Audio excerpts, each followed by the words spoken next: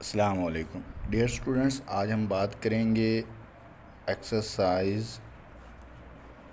Number 1.1 और इसका question number है हमारे पास 6। लास्ट क्वेश्चन इस एक्सरसाइज का बहुत इंपॉर्टेंट क्वेश्चन है। उसने कहा है insert to rational numbers between. आपको दो रैशनल नंबर्स दिए हुए हैं, उनके दरमियान आपने और दो रैशनल नंबर बताने, उनके दरमियान कौन कौन से होंगे। जैसे कि ऑप्शन नंबर 1 है, उसने कहा है कि 1/3 एंड 1/4।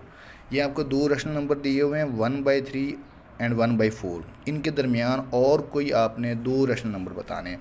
तो इसका बहुत आसान हल ये है कि आप पहले इन दोनों नंबर्स को जमा करेंगे और उसको दो पर तकसीम कर देंगे, तो हमारे पास इनके दरमियान वाला एक रैशनल नंबर आ जाएगा।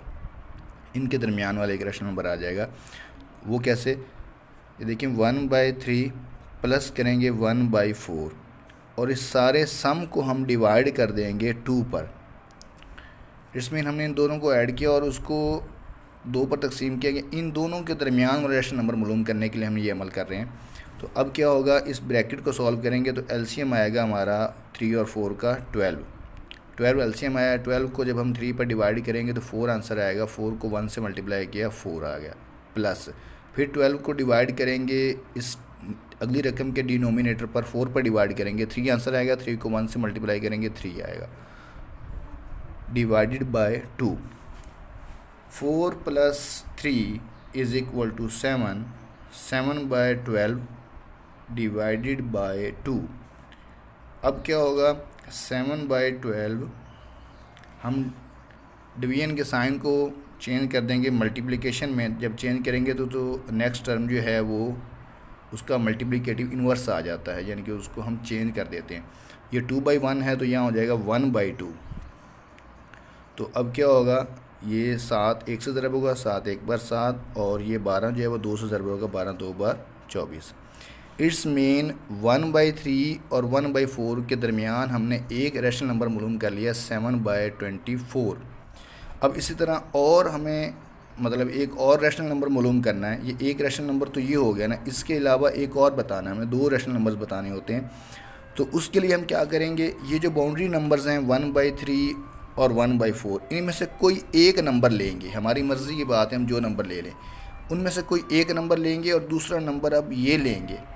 तो इस नंबर की और इन दोनों में से किसी एक नंबर के दरमियान एक और रैशनल नंबर मालूम कर लेंगे। तो सेम जैसे हमने इन दो के दरमियान मालूम किया तो इन दो को ऐड करके दो पे तकसीम किया। तो अब फॉर एग्जाम्पल हम 1/4 और 7/24 के दरमियान वाला बताते हैं, तो हम क्या करेंगे, इन दो को ऐड करेंगे और इनको दो पर तकसीम कर देंगे। अब हम इस तरह करते हैं कि 1/4 और 7/24 इनके दरमियान 7/24 इसके दरमियान हम रैशनल नंबर मालूम करते हैं। तो इसके दरमियान रैशनल नंबर मालूम करने के लिए हम इन दोनों को ऐड करेंगे और ऐड करके इसको हम क्या करेंगे 2 पर डिवाइड कर देंगे। हम ये भी कर सकते हैं कि हमने 7/4 हमारे पास इन दोनों के दरमियान एक रैशनल नंबर आ गया था, इसके और 1/3 के दरमियान भी रैशनल नंबर मालूम कर सकते हैं। तो उसमें भी सेम यही प्रोसेस होगा कि इसको और इसको जमा करेंगे और दो पर तकसीम कर देंगे। लेकिन हम इस अब क्या कर रहे हैं कि हमने 1/4 और 7/24 के दरमियान एक रैशनल नंबर मालूम कर रहे हैं। तो इसके लिए क्या करेंगे, 4 और 24 का हम एलसीएम लेंगे। तो 4 और 24 का हम एलसीएम लेंगे तो वो हमारे पास क्या आएगा जी, 2 2 ज़ार 4, 2 12 ज़ार 2 1 ज़ार 2 2 6 ज़ार 12, 3 ज़ार 3 1। तो हमारे पास एलसीएम आया, हमारे पास एलसीएम आएगा 24 हमारे पास एलसीएम आया। तो हम क्या करेंगे, अब इस एलसीएम को 4 पर डिवाइड करेंगे।